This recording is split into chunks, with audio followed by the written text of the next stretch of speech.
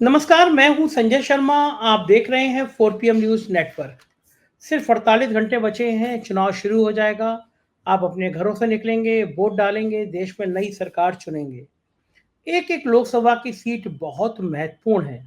Bharatiya Janata party का जो हाल है देश में, उससे पार्टी परेशान है। बंगाल, महाराष्ट्र, बिहार, कर्नाटक, इन जगहों पे भारी नुकसान होने की उसको उम्मीद है। अब वो नारे भरी लगा लें, अब की बार 400 पार और गोदी मीडिया और 500 पार का नारा लगाने लगे, मतलब गदगद होने लगे। नोएडा चैनल के एंकरियां डांस करने लगे। लेकिन हकीकत यह है कि इस समय के जो हालात है उसमें भाजपा 200 पार जाते हुए भी मुश्किल से नजर आ रही है। गोदी मीडिया के चैनल आप देखेंगे तो वहां आपको 400 पार की बातें जरूर सुनाई पड़ जाएगी, क्योंकि हजारों करोड़ रुपए गोदी मीडिया को इसीलिए दिया जाता है कि उन्हें साहेब की चमचागिरी करनी है, साहेब की तारीफें करनी है, साहेब को भगवान विष्णु का अवतार बताना है। लेकिन जमीनी ग्राउंड रिपोर्ट अगर आप देखेंगे तो वो कहीं जुदा है। हम आपको एक ऐसी लोकसभा सीट पे ले चल रहे हैं, मुजफ्फरनगर। आज मेरे मुजफ्फरनगर से एक पत्रकार साथी का फ़ोन आया और उन्होंने मुझसे कहा कि संजय जी, अगर कोई शर्त लगाने को तैयार हो लगा लीजिएगा, भारतीय जनता पार्टी यहाँ तीसरे नंबर पे रहेगी। अब मैं चौंका, मैं नींद में था। मैंने कहा, यार क्या बोल रहे हो? बोले, हाँ, वहाँ पे संजीव बालियान का जो केंद्रीय मंत्री रहे हैं मोदी सरकार में, उनका इतना ज़्यादा विरोध है कि बीजेपी को यहाँ दूसरे नंबर पे आने के लिए संघर्ष करना पड़ रहा है। ये बात ठीक है कि संजीव बालियान ने जो राजनीति की वो अब उनको भुगतनी पड़ रही है। इलाके में कहीं पे भी चले जाएंगे आप तो पता लोग कह देंगे कि भारतीय जनता पार्टी के में मिनिस्टर है सुरेश राणा, विधायक है संगीत सोम को हराने के लिए संजीव बालियान ने दिन रात एक कर दिया। और अब ये दोनों नेता पानी पी पी के उनकी जड़ों में मट्ठा डाल रहे हैं। योगी आदित्यनाथ को भेजा गया कि इस सीटों को थोड़ा मैनेज करिए, बातचीत करिए। लेकिन उनकी योगी आदित्यनाथ की सभा में संजीव बालियान के मुर्दाबाद के नारे लग गए। इसी इलाके में एक जगह पे पंचायती ठाकरों की 50-60 हजार गर्मी में ठाकुर इकट्ठे हुए, लोटे में नमक डाल के संकल्प लिया। ये एक परंपरा है इस इलाके की। क्षत्रिय जो होते हैं संकल्प लेते हैं। संकल्प लिया कि भारतीय जनता पार्टी के प्रत्याशी का विरोध करना है, इंडिया गठबंधन को सपोर्ट करना है। और बालियान की सीट पर त्यागी समाज हो या सैनी समाज हो, वो खुल के संजीव बालियान के विरोध में आ गया है। यहाँ पे हरेन मलिक को इंडिया गठबंधन ने अपना प्रत्याशी बनाया है। उनके बेटे पंकज मलिक विधायक हैं। बसपा से दारा सिंह प्रजापति उम्मीदवार हैं, जिन्होंने बालियान का खेल और बिगाड़ दिया है। 2019 के चुनाव में इस सीट पर संजीव बालियान ने राष्ट्रीय लोकदल के दिवंगत नेता अजीत सिंह को लगभग 6,000 वोटों से हराया था। बहुत कम मार्जिन था। और संजीव बालियान को 5,73,000 और अजीत सिंह को 5,67,000 वोट मिले थे। इस बार दोनों के बीच गठबंधन है, लोकदल के बीच में और बीजेपी में।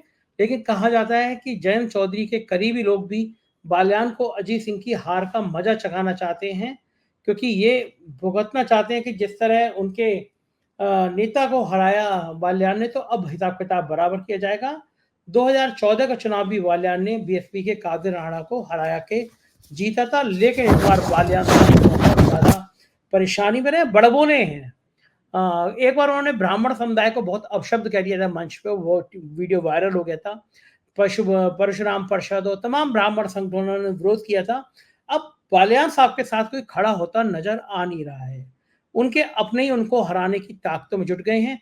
क्या है माहौल, मेरे साथ बात करने के लिए मैं आपको ले चलता हूँ राशिद जहीर। बहुत सीनियर जर्नलिस्ट हैं इस इलाके की, एक एक राजनीति से वो वाकिफ हैं। हम लोग चलते हैं और राशिद जहीर से बात करते हैं। राशिद जी, मुजफ्फरनगर का जो हाल है वो हाल बड़ा बेहाल है। मुझसे हमारी टीम के रिपोर्टर क्षितिज कांत भी गए हैं वहाँ। उन्होंने जहाँ जो दौरा किया और जो दिखाया, मैं भी आगे चल के इस वीडियो में दिखाऊंगा। और वो बता रहा है कि चीज़ें बहुत खराब हैं। बालियान साहब को मतलब अ, गर्मी में भी पसीना तो आता ही आता है, लेकिन उनको गर्मी में भी ठंड लग रही होगी ज़्यादा। तो हालात हैं क्या आपके पास? मुजफ्फरनगर से क्या फीडबैक है? संजय सर, बालियान साहब की सीट का अंदाजा इस बात से भी लगाया जा सकता है कि संजीव बालियान 2014-2019 में जीते, 4 लाख से जब जीते तब तो खैर 5,000 से जीते थे, 4,000 से। वो जब बात करते थे, बड़े बड़े पत्रकार उनके सामने थे। एक बार मेरे भी इत्तेफाक से मौका हुआ, मोदी जी की रैली में मुझे मुलाकात हो गई। बड़ा सधावा वक्तव्य निकलता था, जमीनी नेता महसूस होते थे बातों से, और लगता यह था कि यह आदमी बिल्कुल सम्मान देना जानता है और अधिकारियों को इस तरह से डांटते थे। लोगों के लिए हमने देखा, समीक्षा करने आते थे मेरठ मंडल में, लेकिन इस बार चुनाव में उनकी वाणी, उनकी वेशभूषा और उनके एक्सप्रेशन, उससे कोई भी अंदाजा कर सकता है कि अब हालात क्या हो रहे हैं। बहुत ज्यादा हक्के भक्के, गुस्से में अपना आपा खोए हुए नजर आते हैं। आज आकर कोई समय वीडियो उठा लीजिए हाल का, ये तो बात है उनके, सिर्फ उनके, लेकिन ये अंदाजा किया जा सकता है। अब मुजफ्फरनगर की सीट की बात सुन लीजिए। परसों यानी कि कल, हाँ कल या परसों जो खेड़ा में हुई है बैठक राजपूतों की, वहां उनका घुसना मना है पहले से ही। और संजीव बालियान की हार का ज्यादा जिक्र इसलिए नहीं कर सकते, ना करना चाहिए। एक ही सीट, सरधना सीट, जहां 24 ही आती है ठाकुरों की, जो लोग इकट्ठा होकर के तमाम पंचायतों में जाते हैं, वो अकेली सीट के ठाकुर काफी हैं संजीव बालियान को हराने के लिए। और सबसे ज्यादा मुखर भी वही हैं, कसमें धर्मे भी, शपथ भी उन्होंने उठाई हैं। और वहां का जो विधायक थे पुराने वाले, वो तो बस पूछिए मत, योगी जी के आने के बावजूद भी उन पे ठंडे नहीं हुए। वो योगी जी ने उन्हें ठंडा भी नहीं किया, वो आपको भी पता है। तो वो आदमी बात जाते के साथ ही योगी जी के जाने के बाद ही बोला, वहां का बंदा, वो विधायक, के संजीव बालियान का स्तर नहीं है मुझसे बात करने का। तो लेकिन संजीव बालियान को 1.5 लाख ठाकुर है इस सीट पर। संगीत सोम के बयान की बात कर रहे हैं ना, संगीत सोम ने कहा हाँ हाँ मैं हाँ हाँ हाँ हाँ, गुंडे नहीं सर पालता, आपको तो, जी बालियान जी का जी, स्तर नहीं है मुझसे बात करने का। बड़ा बवाल, हाँ बड़ा हाँ, वायरल हुआ है वो वीडियो उनका। जी जी जी, सर मैं इशारों में बात करता हूँ, आप नाम खोल देते हैं, ये भी कमाल की बात है। चलिए खैर, तो जनाबे मन वहां पर जो है ना 1.5 लाख ठाकुर है, 1.5 लाख जाट है, 3 लाख वोट है। हालांकि सबसे ज्यादा वोट जो है बनियों का है। तो वहां 1.5 लाख ठाकुर जो है, वो मैं बहुत पहले भी हम प्रोग्राम बना चुके हैं, वहां पर इतना जबरदस्त तरीका का विरोध है कि उन ठाकुरों की अगर 70% वोट पड़ता है, 65%, उसमें से 1% वोट भी संजीव बालियान को नहीं जाएगा इस बार। इस बाप बारे में इतनी ज्यादा शर्त लगाई जा सकती है, क्योंकि हालांकि मैं कह रहा हूं ना कि वोटिंग डे पे पता नहीं रहता, लेकिन वोटिंग तो डे तो परसों है ना। तो अब जो है, अच्छा मनाने का भी मामला नहीं किया है संजीव बालियान ने। उन्होंने को पता था कि मैं उस गांव में जा भी नहीं पाऊंगा। अच्छा पहले से लोगों ने कहा कि आप उस गांव में जाते नहीं, आपसे नाराजगी बहुत है। कह रहे हाँ हाँ मैं जाऊंगा, मैं बात करूंगा। लेकिन अब ये संगीत सोम, ये तो एक सीट, सरदाना सीट, तो ये समझ लीजिए वो काफी है। अब आगे आ जाइए, वहां 5.5 लाख मुस्लिम है। अब अगर संजीव बालियान सपोज करो, मुस्लिम में तो जाएंगे नहीं, वो दलितों में जाएंगे। तो वहां पर काम क्या किया है ओबीसी में, वहां पर दारा सिंह प्रजापति खड़े, मायावती ऐसा काम कर रही है, कमाल ही कर दिया बैकडोर से। मतलब एक शेर सुनाऊंगा सर आपको मैं। हाँ, मैं सोच रहा था आप शेर नहीं सुना रहे कुछ भी, बिल्कुल सही सर बात है। वो शायर ने कहा कि उसने चाहा था जला दूं मैं तेरी तस्वीर है, उसने लिखा था मिटा दूं मैं तेरी तहरीर है, सोच ली मगर मैंने कुछ और ही तदबीर है। तो मायावती जी के बारे में हमारा सब लोगों का मशवरा ये होता था कि ये जो बी टीम के रूप में काम कर रही हैं, वरना इंडिया गठबंधन में क्यों नहीं आ रही। लेकिन सोच ली उसने कुछ और ही तदबीर है। मैं जिस सीट पर भी घूम रहा हूँ, मायावती जी का कैंडिडेट 50,000, 1 लाख, 1.5 लाख, इनका कोर वोट पे डेंट पड़ता हुआ दिख रहा है। बीजेपी प्रजापति वोट कहाँ जाता, हाँ बीजेपी पर है ना, प्रजापति वोट का, हाँ जाहिर है बीजेपी प्रजापति वोट कहाँ जाता था, भाजपा। प्रजापति वोट भाजपा पे जाता था। अब दारा सिंह प्रजापति बहुत मजबूत और बड़े पैसा खर्च करना है वहां पे, वो तो उनका भी वोट 1,20,000, तो लगभग लगभग सैनियों का वोट है वहां। अब वो जो है वोट वहां पर अगर कट गया, और वो जाहिर सी बात है जो है, दूसरे जो बंदे हरिंदर मलिक, अरे जबरदस्त लड़ रहे हैं वो उन्हीं की वजह से तो पिछली बार वो वहां पर कैराने में हार गए थे, वो जो बंदे तबस्सुम असम, क्योंकि ये कांग्रेस से लड़ पड़े थे, 65,000 वोट आ गई। इनका बेटा एक विधानसभा सीट से विधायक है। और जाटों का जो 1.5 लाख वोट है, अजीत सिंह को अचानक उनको दर्द आ गया। मैं एक बात और बताऊंगा आपको इसमें तफरीह में, ऐसा हुआ बागपत सीट पे सोमपाल शास्त्री ने एक बार अजीत सिंह को हरा दिया। मैं स्कूल में पढ़ता था, सेंट जॉन्स स्कूल मेरा नाम था, वहां पे जाट के लड़के भी काफी होते थे। तो अब जाटों की ये पूरी बेल्ट है, तो वो वहां पे कई मरतबा हमारा जाना आना होता था उनके। तो वो कह रहे थे, जाट रोते थे संजय सर, वो यूं कहते थे, अरे हम मर जाएंगे, चौ साहब हमें पकड़ लेंगे, हमसे क्या जुल्म हो गया ये अजीत सिंह को हराने पर। लेकिन वो हुआ यूं था कि समाजवादी पार्टी के एक डॉक्टर मेहराजुद्दीन थे, वो खड़े हो गए थे, उसके चक्कर में अजीत सिंह हार गए थे, सोमपाल शास्त्री जीत गए। तो जाट जो है वो ये कह रहे थे कि चौधरी चरण सिंह को मुंह कैसे दिखाएंगे हम कि हमने उसके बेटे को हरा दिया, ऐसा रोया करते थे। ये बागपत सीट की बात बता रहा हूँ पुरानी। हालांकि सोमपाल शास्त्री ने काम बहुत किया था वहां पे। तो खैर ऐसे ही मुजफ्फरनगर के अंदर हुआ है। उनका तमाम जाटों का कहना यह है कि ये तमाम का तमाम जितना भी वोट है जो जो 4000 से, ये बेईमानी से हराया गया था चौधरी अजीत सिंह को। और वहां प्रशासनिक स्तर पे देखिए शाम तक गड़बड़ी बहुत जगह हुई, ऐसे आरोप लगते हैं, हमको आरोप नहीं कर रहे। तो वहां वो अजीत सिंह की बदला लेने के मूड में है। जयंत चौधरी को सम्मान नहीं मिल रहा, एक तो कोल और ऊपर से खाज, तो ये दिक्कत पैदा हो गई। भारतीय जनता पार्टी भी जज्बात में आके ऐसे ऐसे कदम उठा गई।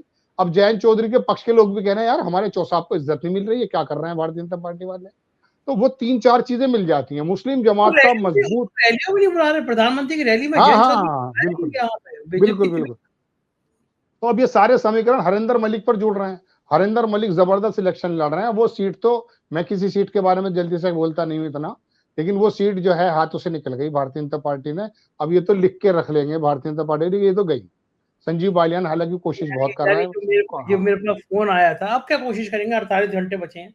मेरे पास जो फोन आया था कि ये संजीव बालियान दूसरे नंबर पे आने की कोशिश कर रहे हैं, इसका मतलब शर्त है, मैं राशिद भाई मैं आपको वो दिखाता हूँ, क्षितिज गए हैं जी उस जी खेड़ा गांव में और ठाकरों के गांव में। मैं वो रिपोर्ट दिखाता हूँ अपने दर्शकों को कि देखिए ये मेरी टीम के एक अच्छे रिपोर्टर हैं, इन्होंने स्पॉट पे जाके बात की है। तो देखते हैं वो क्षितिज की रिपोर्ट। क्या माहौल चल रहा है? काफ़ी नाराज़ है मुजफ्फरनगर की जनता, ये तमाम सुर्खियां बटोर रहा है। क्या है मामला पूरा? मामला तो यही है कि राजपूत जो है शुरू से लेके, हम तो जब से वोट डालना शुरू करा है आंख मीच के फूल पे वोट लगाते, मोहर लगाते रहे, भाजपा पे लगाते रहे। लेकिन जो प्रतिनिधित्व हमें मिलना चाहिए वो पहले तो थोड़ा बहुत मिलता भी था, अब तो बिल्कुल ही मतलब निल हो गया है। अब की बार हमारी बेल्ट जो है गाजियाबाद से लेके और इधर सहारनपुर तक एक भी राजपूत को टिकट नहीं दिया गया। तो ये है। और दूसरा, हमारे इलाके में जो है मतलब कोई विकास भी पिछले 5 साल में इतना नहीं हुआ है जो होना चाहिए था, जो हम दूसरे इलाकों में देख रहे हैं। यहाँ पर ये भी विरोध हो रहा है, जनरल वीके सिंह का जो टिकट जो काटा गया था, हाँ, उसको लेकर। गाजियाबाद से ही थे वो, वीके सिंह गाजियाबाद से ही थे। वहाँ से लेके सब पश्चिमी उत्तर प्रदेश में किसी भी ठाकुर को एक भी टिकट नहीं दिया गया। यहाँ पे लगातार सभाएं होती हैं, उत्तर प्रदेश के मुख्यमंत्री योगी आदित्यनाथ साहब यहाँ पे होते हैं। अगर बात किया जाए राजनाथ सिंह की, रक्षा मंत्री साहब यहाँ पे होते हैं, अमित शाह खुद आ जाते हैं, उसके बाद भी नाराज़गी क्यों है? भाई आने को तो आते ही रहेंगे, सब आते हैं, उनका सबका स्वागत है, कोई किसी से ये नहीं है। लेकिन मतलब यही है कि भाई हमारा हक है वो हमें भी तो मिलना चाहिए जब हम आंख मीच के वोट दे रहे हैं। तो इस बार भाजपा से नाराज़ है समाज नाराज है। समाज नाराज है। अच्छा, एक बात की जाए, यहाँ पे जो तीनों बड़े चेहरे, राजनाथ सिंह की बात की, योगी आदित्यनाथ की बात की, अमित शाह की बात की, इनके आने के क्या मायने हैं? क्या मानते हैं कि भारतीय जनता पार्टी को लग गया है शीर्ष नेतृत्व को कि मुजफ्फरनगर की सीट हाथ से निकल चुकी है? नहीं, अब तो देखो, अब तो समय ही निकल गया। कल पंचायत 16 तारीख में यहाँ पंचायत है, उसमें निर्णय हो जाएगा। बाकी 16 तारीख की पंचायत में निर्णय होगा। हाँ, अभी तक के किस खेमे में जा रहा है? अभी तक तो यही है कि जो बीजेपी को हराएगा उसी की तरफ समाज सब बातें कर रहा है जाने की। यहाँ पर बीजेपी को हराता हुआ कौन दिख रहा अभी तक तो ऐसे ही चल रहा, बराबर चल रहा मामला। किसके बीच में?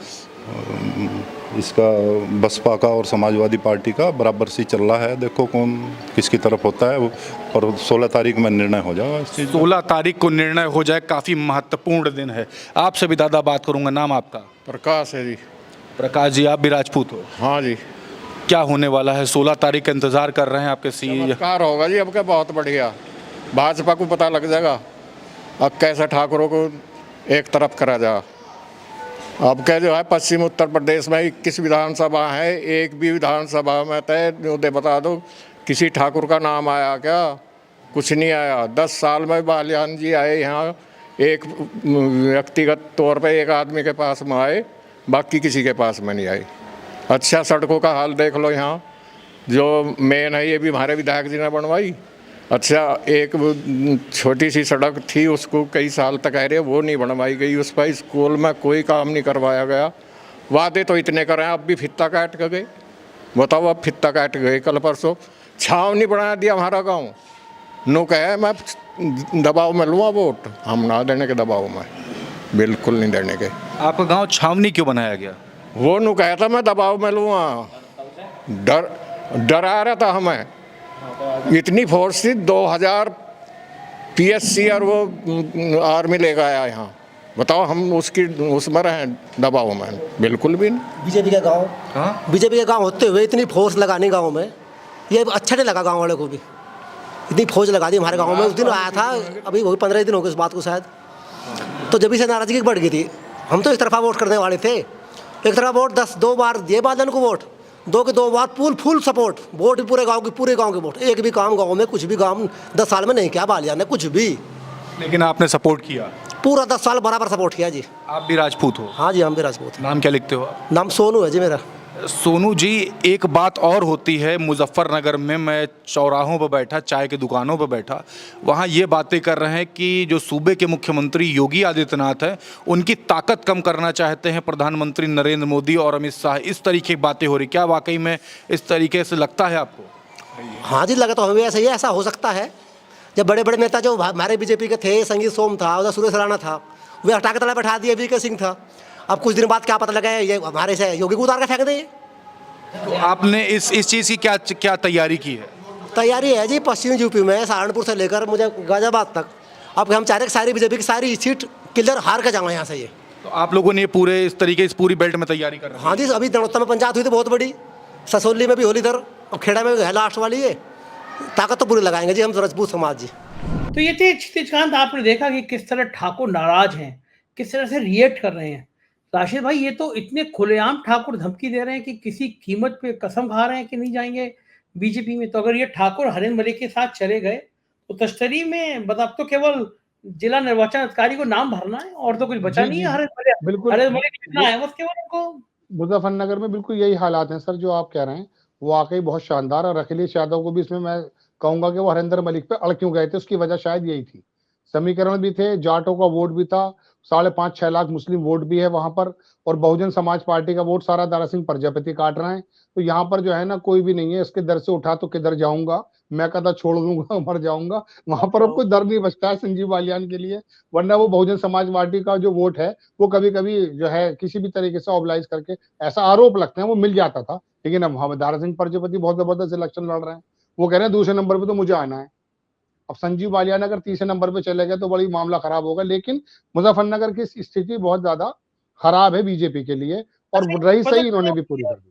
अच्छा राशिद भाई, पता चला कुछ जब ये बालियान साहब के इतने बुरे हाल हैं तो सुरेश राणा और संगीत सोम का क्या रिएक्शन है? वो तो खुशी के लड्डू जब लड्डू बांट रहे होंगे।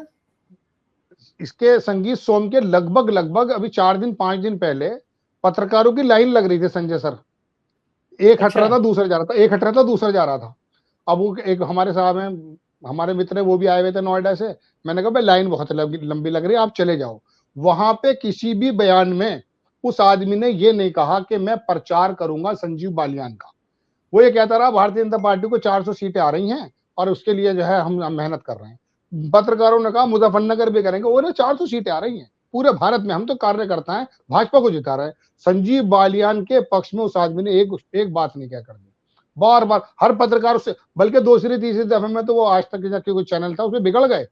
उसने कहा यार आप यही बातें कर रहे हो, वो बार बार जो, मगर संजीव बालियान को उन्होंने किस प्रकार से, वो जो भी बात करता था साहब वो ऐसा, अरे तो ये उनसे पूछो ना वो मुकदमे क्यों लगा रहे हैं। ये अब की बात है जब युवराज वो जो है योगी जी भी आ गए, राजनाथ भी आ गए सहारनपुर में और तमाम जगह आ गए। लेकिन सबका मामला देखिए, इनकी पार्टियां हैं, इनकी दुकानें हैं, इनको अपना जो है ना चलाना है।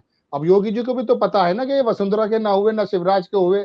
अब मैं अगर आपसे वहां से गिनाना शुरू करूं छत्तीसगढ़ से, तो रमन सिंह रोते में मिलेंगे, बीच में कहीं बिहार अगर पड़ गया तो वहां पे मोदी, सुशील मोदी मिलेंगे, वहां पे फडणवीस पकड़ रहे हैं, वहां नितिन गडकरी उल्टे लेटे हैं। मतलब इनको सबने इन्हें होश उड़ा कर रख दिए। तो योगी जी थोड़ी मानेंगे। योगी जी ने कह दिया नहीं, ये बहुत जबरदस्त काम हो रहा। मैं ये अंदाज लोगों का कहना है। नहीं, लोगों का तो रिएक्ट करना है, कैमरे पे कहना है। हमारे रिपोर्टर ने कैमरे पे कहा कि ये तो अगर जीत गए तो योगी को भी मक्खी की तरह निकाल के फेंक देंगे। मतलब इन लोग ठाकरों के दिमाग में ये है कि अगर ये 300 सीट आ गए तो योगी की विदाई तय है। तो योगी को अपना नेता मानते हैं, इसलिए वो ठाकुर बिल्कुल स्वीकार नहीं कर पा रहे कि योगी को ये, बल्कि वो तो ये कह रहे थे कि क्षत्रिय विहीन कर ही इसलिए रहे हैं कि योगी का कद बना रहे। तो ये लड़ाई तो फिर आपको क्या लगता है राशि जी, ये तो लड़ाई फिर और बाद में भी चलेगी, चुनाव के बाद में भी चलेगी? ठाकुर मुख्यमंत्री की लड़ाई, नाक की लड़ाई तो चलेगी। देखिए राजनीति का एक नियम है कि विपक्ष हमेशा मजबूत होना चाहिए और एक बहुत बड़े नेता हैं, वो ये कहा करते थे हमें मजबूत सरकार नहीं मजबूर सरकार चाहिए, क्योंकि मजबूत जब सरकार हो जाती है तो वो क्या करती है, निरंकुश हो जाती है। जिस जमाने में, मैं अलग आउट ऑफ टॉपिक बात करूं आधा मिनट की, सिर्फ सीडीएस बनाए गए थे, बहुत से बुद्धिजीवी ने देश में ये कहा था संजय सर कि ये बहुत अच्छा साइन नहीं है, तीनों सेनाओं को एक क्या असल में बिखरे हुए लोग होते हैं, काफी लोगों के हाथ में होना चाहिए स्रोत, तो उसके अंदर ज्यादातर चांसेस हैं कि वो हिटलरशाही नहीं होगी, एकाधिकार नहीं होगा। जब आप जबानें काट देंगे, गर्दनें काट देंगे, तो क्या बचेंगे, तुअर में, तो फिर क्या है। तो ये वाली बातें राजनीति के नजदीक किसी भी पार्टी की हो बहुत अच्छी नहीं मानी जाती कि आप ताकतों को संकुचित करके उसकी लगामें अपने हाथ में ले लें। तो योगी जी समझते हैं इस बात को, और योगी जी की तो बात ही सुन लीजिए ना। एक लाइन की और बात है, योगी जी ने प्रधानमंत्री के ऑफिस से आने वाला जो डायलॉग थे, जो सारी बातें आप 50 बार बात कर चुके उसके बारे में, वो अपने कानों पे जू नहीं रेंग रही थी उनकी। कई सारे कपड़े जो है सिलसिल के मैले हो गए उसके राज भर के, तब जाके उन्होंने कहा चल यार पकड़, अब तो बिल्कुल ही सर पे आ गई ये बात, वरना वो मानते नहीं है। और योगी जी की राजनीति, मैं तो इससे इंप्रेस हूँ साहब बहुत। और वो, उनको अपना अधिकार है अपने बारे में सोचने का, उनको अपना अधिकार नहीं है सोचने का। वो देश के पीएम लोग उनको जो है ताबीर कर रहे हैं। अमित शाह को बीच में दिक्कत हो गई, यार ये आदमी कौन सा उभर आया। एक लिस्ट बताता हूँ कर्नाटक की। कर्नाटक के जब स्टार कैंपेनर की बात आई तो योगी जी का नाम 17वें नंबर पे था उसमें, और वरना पूरे देश से होने लगी थी योगी जी को बुलाओ, योगी जी को बुलाओ।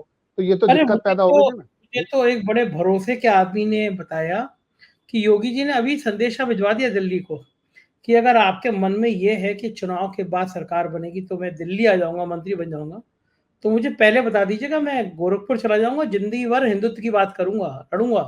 दिल्ली नहीं आ रहा मैं, या तो मुख्यमंत्री या फिर गोरखपुर का अपना मठ। हाँ, जिद्दी आदमी है वो। वहां भी राजा थे वो, यहाँ भी राजा रहेंगे कि वहां नहीं बनूंगा, दरबार का दास नहीं बन पाऊंगा मैं। अच्छा एक बात और भी तो ना संजय सर, आप बताइए केंद्रीय मिनिस्टर, आप किसी कभी कोई क्विज कराइए कि ये बताओ भाई वाणिज्य मिनिस्टर कौन है देश में, बताइए, नाम ही नहीं पता चल पा रहा। अरे कोई बात ही नहीं, दो ही नेताओं के नाम आते हैं, हम जैसे पत्रकार कुछ नाम पर नाम ही नहीं आता किसी का नाम।